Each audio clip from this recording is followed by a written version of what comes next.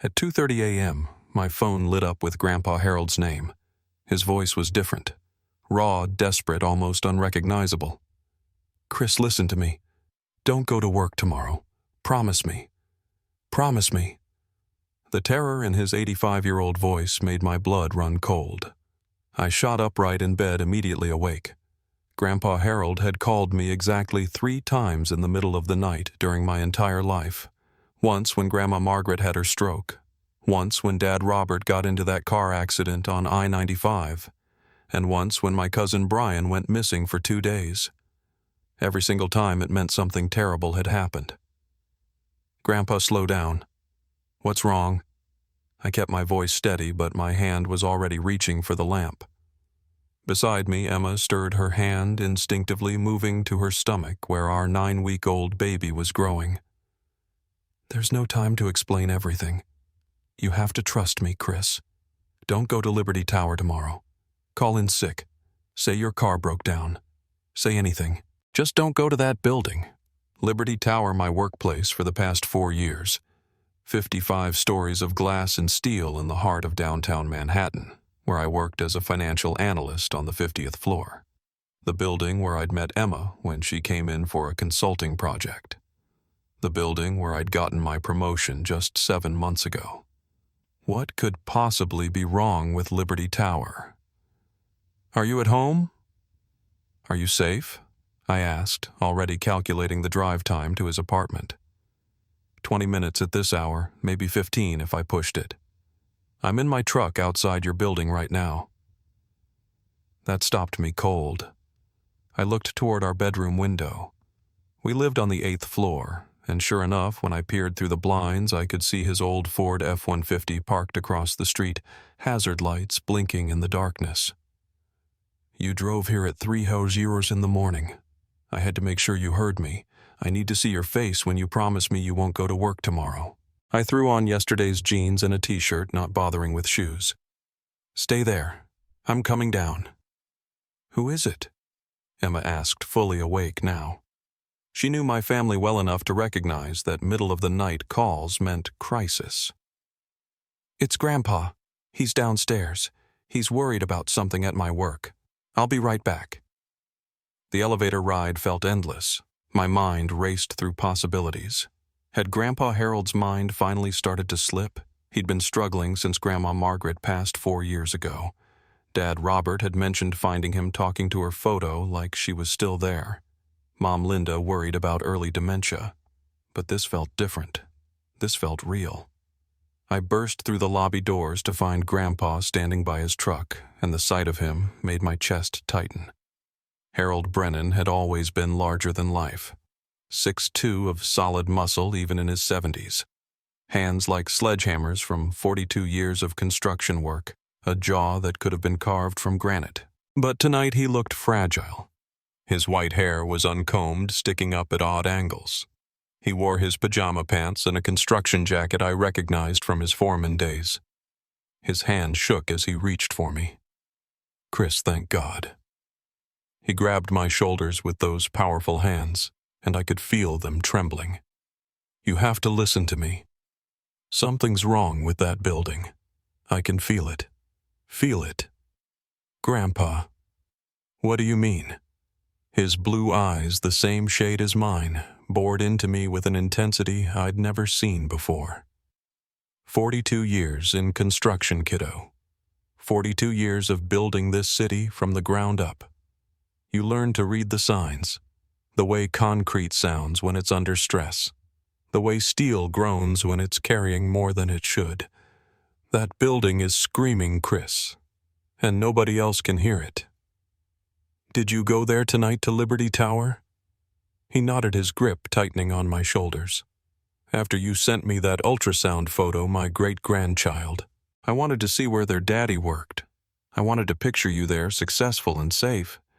But when I got there, when I really looked at it, really listened, I knew the underground parking structure, the support pillars, the way the building sits, it's all wrong. It's going to come down, Chris. Maybe not tomorrow. Maybe not next week, but soon. And my gut says tomorrow." Standing there in the yellow glow of streetlights, looking at my grandfather's desperate face, I had to make a choice. trust the logical part of my brain that said this was grief and old age talking, or trust the man who'd never once led me astray, the man who'd pulled me back from a construction site edge seconds before a crane collapsed when I was 12, the man who'd taught me that intuition wasn't magic, it was experience whispering warnings. "Okay," I said. "I'll stay home tomorrow." Life had been beautifully ordinary that week. Tuesday evening meant our regular routine. Emma and I cooking dinner together in our apartment kitchen. Her slicing vegetables while I handled the pasta. Both of us dancing around each other in the small space we'd learned to navigate like choreographed performers. The kitchen window framed the city skyline, and I could see Liberty Tower from where I stood, its lights creating a pillar of gold against the darkening sky. "Henderson's report is finally ready," I told Emma as I stirred the marinara sauce. 7 months of analysis, and tomorrow at 9 I present it to the board. Janet says if this goes well, the senior analyst position is mine. Emma moved behind me, wrapping her arms around my waist. "You've earned it. Nobody works harder than you." Her hand moved to her stomach in that new way she'd developed over the past 2 weeks, protective and gentle. "Besides, we're going to need the extra money now." The ultrasound photo was pinned to our refrigerator with a magnet shaped like the Eiffel Tower from our honeymoon. 9-week-old our baby looked like a tiny bean, but it was our bean, our future. I'd sent the photo to everyone that mattered. My parents, Emma's family, and of course Grandpa Harold. His response had been immediate and overjoyed. "Best news these old bones have heard in years, kiddo. That baby's going to have the best great-grandpa in the business, already planning the treehouse." Grandpa Harold had been the constant in my life when everything else shifted. When Dad Robert's job moved us 3 times during my childhood, Grandpa was the anchor who never moved. His house smelled like sawdust and coffee. His garage was a wonderland of tools and half-finished projects, and his stories could transport you to construction sites where he'd built the very bones of our city. Since Grandma Margaret passed 4 years ago, something in him had dimmed, but never extinguished. We started our weekly lunch tradition the month after her funeral. Every Thursday, 12:45 sharp at Joe's Diner on Main Street, he'd order the same thing. Turkey club, no mayo, extra bacon, and tell me stories about building the city. "See that bank on Maple Avenue?" he'd said last week, pointing through the diner window. "Built that in 1980. They wanted to cut corners on the foundation, use cheaper concrete. I told them they could find another foreman if they wanted to build on sand. Building still standing because we did it right." That was Grandpa uncompromising about safety, obsessed with structural integrity. Dad Robert often joked that Grandpa could diagnose a building's problems like a doctor reading symptoms. "Your grandfather once saved an entire construction crew by refusing to let them work until they reinforced a wall," Dad had told me.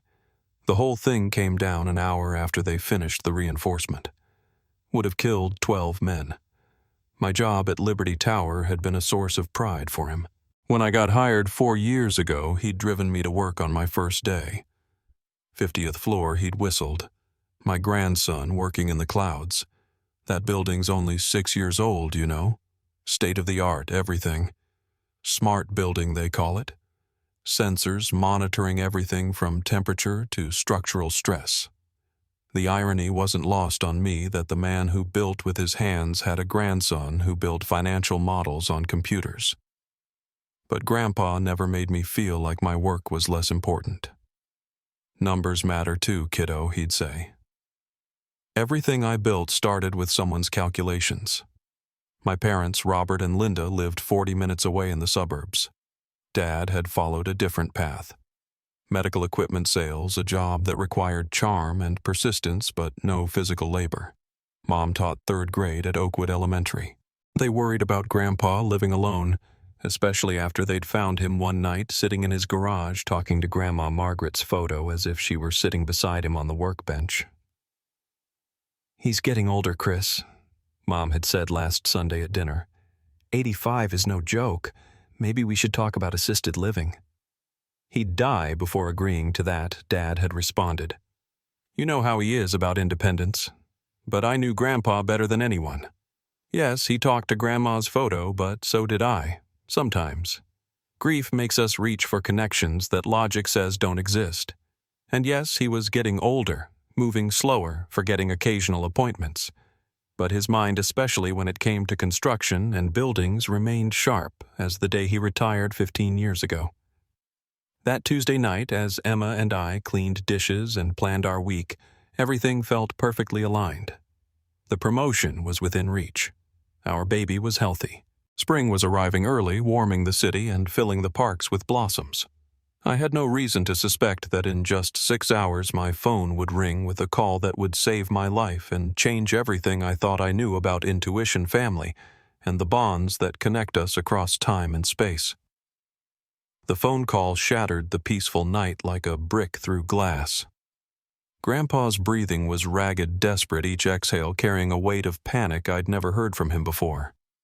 This was a man who'd faced down collapsing scaffolds, who'd walked beams 40 stories high, who'd pulled men from machinery accidents without his hands shaking. But now his voice trembled with raw terror. "Grandpa, what's wrong? Are you having a heart attack? Should I call 911? No. Listen to me. Just listen. Don't go to Liberty Tower tomorrow. Call in sick. Food poisoning. Family emergency. I don't care what excuse you give them." I pressed the phone harder against my ear, trying to understand. Behind his voice, I could hear traffic sounds, a horn honking. He was still in his truck. "You're scaring me. What's happening? Talk to me." "I drove by there tonight, Chris. After you sent me that ultrasound, I wanted to see where my great-grandchild's father worked. But when I got there, when I really looked at that building, something's wrong. The underground parking structure. There are cracks that weren't there last month. Water pooling where it shouldn't be. The support pillars have shifted. My rational mind kicked in hard. How could you even see that at night? The parking garage has restricted access after hours.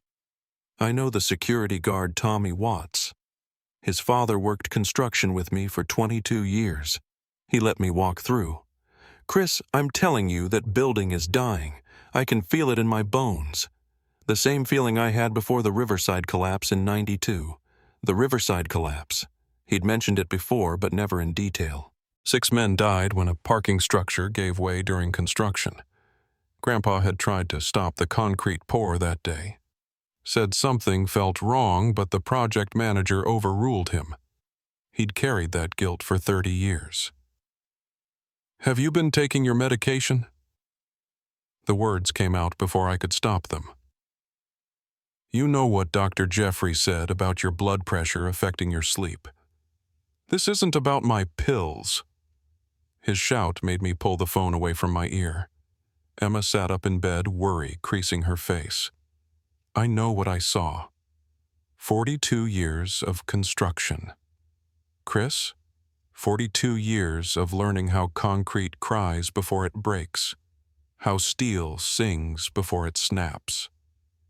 That building is going to fail. Okay. Let's say you're right. Shouldn't we call someone building inspection the fire department? You think I haven't thought of that?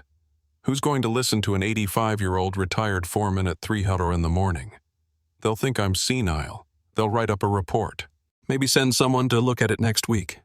But tomorrow, Chris, you need to stay home tomorrow. My phone buzzed with another call. Dad Robert. I declined it, but it immediately rang again. "Grandpa, did you call Dad? I called everyone. Your father, your mother, your Uncle Jerry. Someone needs to make you understand. You called everyone at 3:00 in the morning. I'd call the Pope if I thought it would keep you home tomorrow." My phone was now buzzing constantly. A text from Mom. "Honey, Grandpa Harold is at our door. He's begging us to keep you home. Should we call his doctor?" Another from Dad. "Chris, what's happening? Your grandfather is crying. I've never seen him cry, not even at Mom's funeral. Grandpa, you're scaring the entire family. You drove to Mom and Dad's house. I drove there first. They wouldn't listen either. Your dad thinks I'm having an episode. Your mom wanted to call Dr. Jeff. But I'm not crazy, Chris.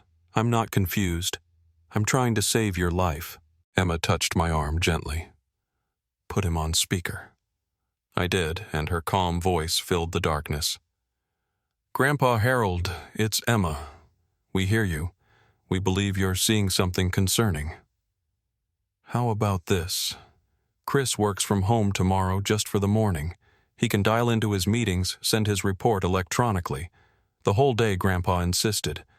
Promise me the whole day. And Emma, you stay away from downtown Manhattan too. That building, when it goes, it won't go quietly." Another call came through. Janet, my boss. I declined it, but a text followed immediately. "Chris, someone called the office emergency line saying you were in danger. What's happening? Are you okay? Grandpa, did you call my office?" I called the building management. They laughed at me, said their sensors would detect any structural issues. Sensors like a computer knows what 42 years of experience knows. The weight of the moment pressed down on me. The Henderson report. 7 months of work sitting on my laptop. The promotion review at 10:00 a.m. The career I'd built brick by brick, just like Grandpa had built his buildings. But under all of that, deeper than logic or reason, was the sound of his voice. The terror of a man who didn't scare easily. "If I stay home tomorrow and nothing happens, we're going to talk about getting you help. Real help." Agreed. "If nothing happens, I'll check myself into any facility you want. But Chris, something will happen. I stake my life on it." At 4 a.m., I made the decision that would save my life. Sitting at our kitchen table with a cup of coffee growing cold in my hands, I stared at my laptop screen cursor blinking in the email draft to Janet. Emma sat beside me, her hand on my back, silent support in the pre-dawn darkness. "Severe food poisoning from dinner last night," I typed. "Unable to come in today. Henderson report attached for the 9:00 a.m. presentation. We'll dial in if possible. Apologies for the inconvenience." My finger hovered over the send button. 7 months of work leading to this presentation. The promotion committee assembled specifically for my review. The senior analyst position that would mean a $35,000 raise. Perfect timing with the baby coming. "You're doing the right thing," Emma whispered.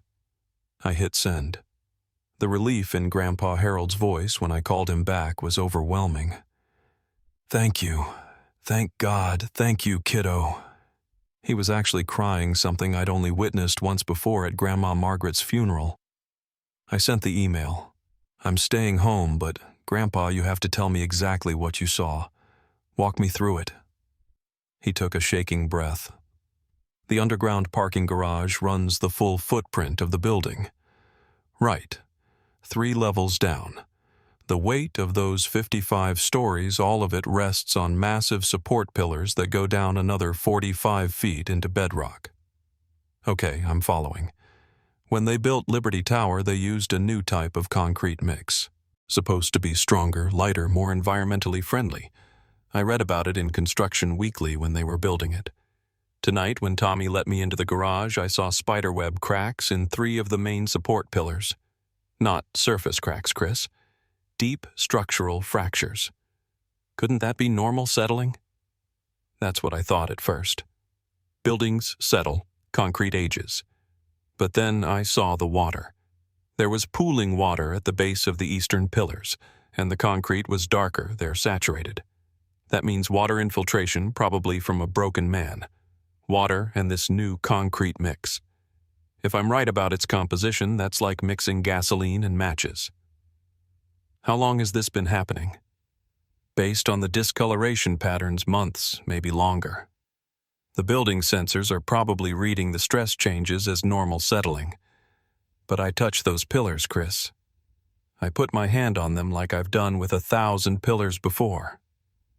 They're dying. The concrete is soft in places, crumbling under my fingers like wet sand. I pulled up Liberty Tower's website on my laptop, looking at the building specifications they proudly displayed. It says here, the building passed inspection just 4 months ago. Perfect structural rating.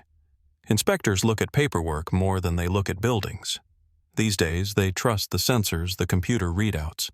Nobody gets their hands dirty anymore. Nobody really feels the building's bones. My phone buzzed with responses to my sick day email. Janet, feel better. Henderson report received. We'll manage the presentation. Then Greg, dude, you sound terrible in that email. Need me to grab anything from your desk? I thought about the personal items on my desk. The photo of Emma and me at our wedding. The ultrasound picture I just printed. My lucky baseball from when the Cubs won the World Series.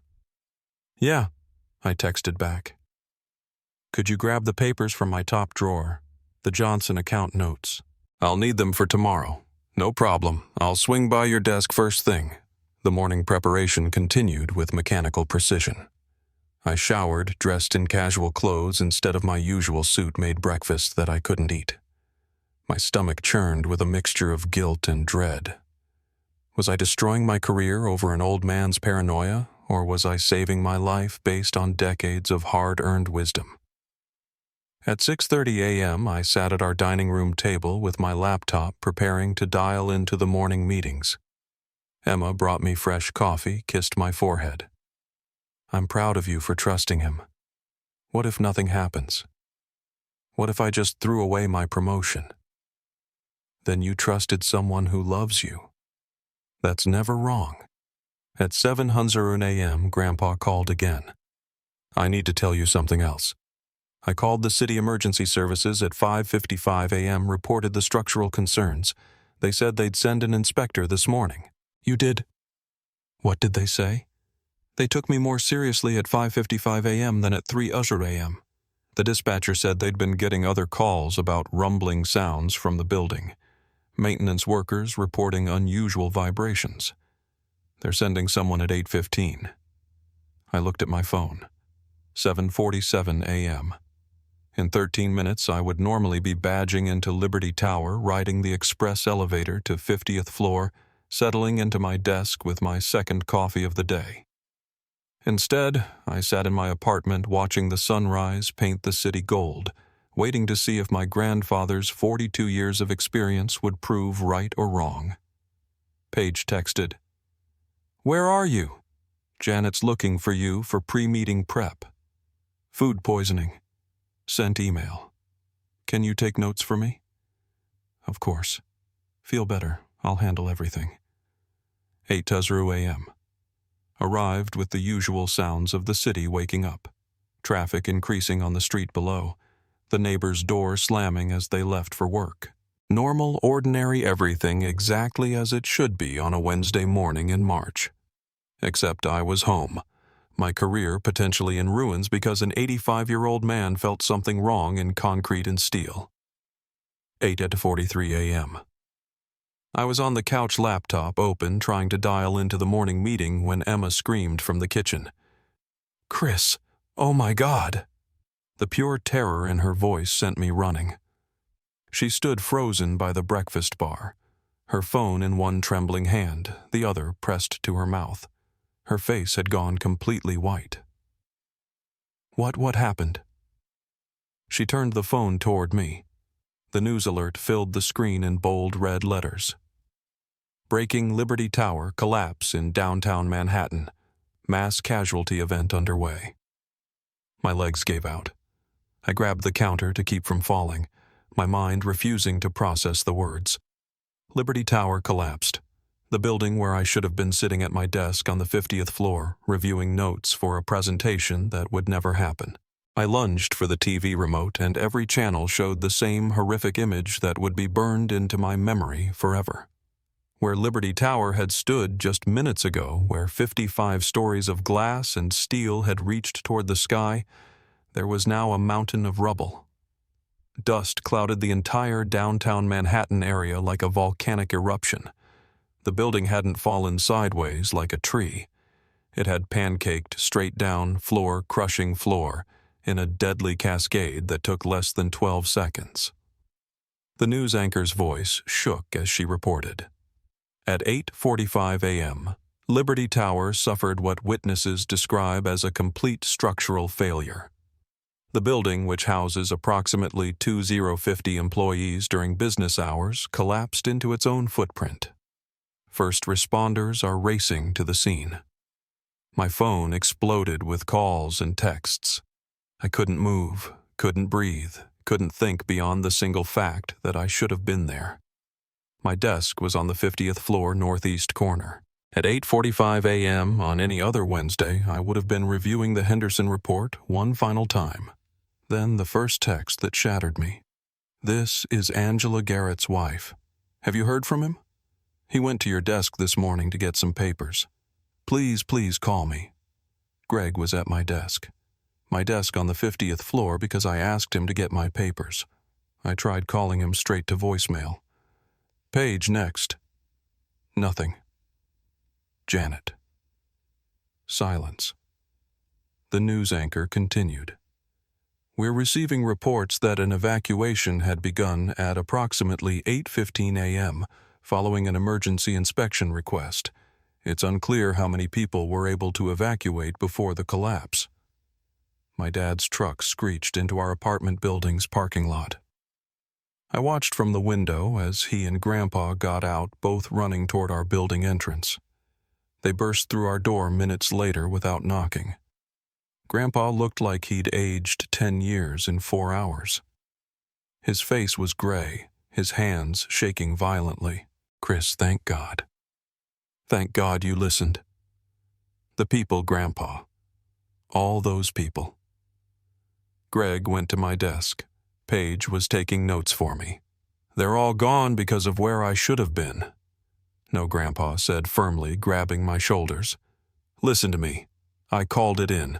6. This morning I called emergency services. They started evacuating." As if responding to his words, the news anchor pressed her earpiece and announced, "We're now getting an extraordinary update." Emergency services confirmed they received a call at 5:55 a.m. from a retired construction foreman warning of imminent structural failure at Liberty Tower. Building management initially resisted, but agreed to begin evacuation at 8:15 a.m. We're told approximately 1,850 people were successfully evacuated before the collapse. The room spun. 1,850 people evacuated, but the building held 2,050. "You saved them," I whispered to Grandpa. "You saved almost everyone." "Not everyone," he said, and the weight of those words would stay with him forever. The phone rang. Greg's number. I answered so fast I nearly dropped it. "Chris." "Jesus Christ." "Chris, are you watching this?" Greg's voice was high, borderline hysterical. "I was in the stairwell when they called the evacuation. I'd just gotten your papers. 5th floor when the building came down. The stairwell held just long enough. I'm alive. I'm alive because I was getting your stupid papers." Relief flooded through me so hard I had to sit down. Then another call. "Paige. Chris. I'm okay." I made it out. Most of us made it out, but not everyone. Janet stayed to grab hard drives from the server room. She didn't make it in time. The news kept flowing. The building had collapsed at its base. The underground parking structure failing exactly as Grandpa Harold had predicted. Water from a broken man had been eating at the experimental concrete for months, maybe years. The building's smart sensors had categorized the degradation as normal settling, never triggering alarms.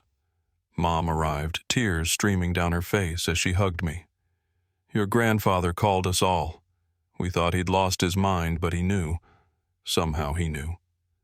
Dad stood with his arm around Grandpa, who seemed to shrink with each update about those who didn't make it out. Security guards who stayed to help evacuation, maintenance workers in the basement, early arrivals who thought they had more time. "I should have called sooner," Grandpa whispered. "If I'd called at 3 toto a.m., when I first knew, maybe they'd all have lived." But looking at him, this 85-year-old man who'd driven through the night, who'd pounded on doors and made desperate calls and refused to be dismissed as senile, I saw the truth. He'd done something impossible. He'd listened to concrete and steel sing their death song, and he'd saved 850 lives, including mine. 3 weeks later, the investigation revealed what Grandpa had known in his bones. The experimental concrete mix used in Liberty Tower's construction contained a calcium compound that reacted catastrophically with prolonged water exposure. The broken water main hidden beneath the parking structure had been slowly dissolving the building's foundation for 16 months. The smart sensors had been programmed to ignore gradual changes, interpreting the daily degradation as normal settling. The building had been dying for over a year, and only one person had heard its death rattle. Of the 250 employees who worked at Liberty Tower, 850 made it out alive. The 200 who didn't became names I memorized, faces I saw when I closed my eyes. Janet Morrison, my boss who stayed behind to save company data. Thomas Chen, the security guard who refused to leave until every floor was checked. Maria Sanchez, the cleaning woman who was in the basement storage room. Each name represented a life that ended where mine should have. At the memorial service held in Lincoln Park under a gray April sky, I met their families. A woman named Bethany Chen grabbed my hands with desperate strength. "Your grandfather saved my husband. He was IT support on the 30th floor. Our twins still have a father because of that evacuation. Please thank him for me." I met dozens more. Each survivor had a story. The accountant who just returned from maternity leave, the intern on his 3rd day, the executive who'd almost skipped the evacuation thinking it was a drill. They all lived because an 85-year-old man had recognized the signs of disaster and refused to be silenced. Grandpa became reluctantly famous. The media called him the guardian of Liberty Tower and the man who heard death coming. Interview requests poured in from every major network. He declined them all. Fame wasn't what changed him. It was the weight of the 200 he couldn't save. "I should have called earlier," he'd say during our Thursday lunches, which we never missed. "Now you saved 850 lives, Grandpa, but not all of them." The city demolished what remained of Liberty Tower and transformed the lot into a memorial park. Each victim got a tree, 200 trees in neat rows with plaques bearing names and ages. Grandpa visited every week, touching each trunk like he once touched concrete pillars, speaking apologies to the wind. 6 months later, our son was born. We named him Harold, though we'd call him Hal. As I held him for the first time, his tiny fingers wrapped around mine, Grandpa whispered to him, "Trust your gut, little one. And when someone who loves you says something's wrong, you listen, even if the whole world says they're crazy." The investigation changed building codes nationwide. The experimental concrete was banned. Sensors were recalibrated to flag any structural anomaly, no matter how gradual. They called it the Herald Protocol, though Grandpa hated the name. "Should call it the Common Sense Protocol," he'd grumble. I never returned to corporate finance. The thought of working in another high-rise made my chest tight. Instead, I started teaching risk assessment at the community college using Liberty Tower as a case study. Emma supported the change even though it meant half the salary. "Money isn't worth your peace of mind," she'd say, holding baby Hal close. "Grandpa still calls at odd hours sometimes. Last week at 100 a.m., that new restaurant on Main Street, the one with the fancy lights. Don't eat there. Something's off about their storage area. We didn't eat there." 2 days later, the health department shut them down for violations that could have caused serious food poisoning. Some might say Grandpa has a gift, some kind of supernatural sense for danger. He laughs at that. It's not magic, he insists. It's 42 years of paying attention. Buildings food people, they all give warnings before they fail. Most folks are just too busy to notice. But I know the truth goes deeper. It's love that drives him to patrol the city at night, checking the places where his family works and eats and lives. Love that makes an old man stand guard over his grandson's world. He saved 850 people that day. But in his heart, only one mattered: his grandson, who was about to become a father. The others were what he calls fortunate proximity. But I know better. Each life saved carries a piece of his enormous heart. Grandpa Harold still builds things, though not with concrete and steel anymore. He builds safety nets made of intuition, experience, and fierce protective love. When he calls at 200 a.m. with a warning, no matter how strange it sounds, I listen. Our whole family does now. Dad had sensors installed in Grandpa's truck, so we know when he's out on his midnight patrols. Mom keeps a notebook of his warnings, and she's noted an 87% accuracy rate. Buildings talk, Grandpa tells baby Hal during their daily visits. Concrete sings, steel whispers, and love, little one. Love screams the loudest of all. You just have to learn how to listen. The truth is, we're all buildings in a way, carrying weight, facing pressure, sometimes cracking where no one can see. And sometimes, if we're lucky, someone who loves us notices the signs before we collapse. Someone who refuses to let us fall even when the whole world says they're wrong to worry. That someone saved my life with a 2 a.m. phone call and won 850 other lives with his stubborn refusal to be dismissed. Buildings talk grandfather's love, and sometimes that's all the magic this world needs. If this story touched your heart or reminded you of someone who's watched over you, please share it with them. Let them know their vigilance matters. Comment below with your own stories of intuition that saved the day. And don't forget to subscribe to our channel for more powerful true stories that remind us of the bonds that keep us safe. Sometimes the most ordinary people become extraordinary heroes simply by refusing to stay silent when every instinct screams danger.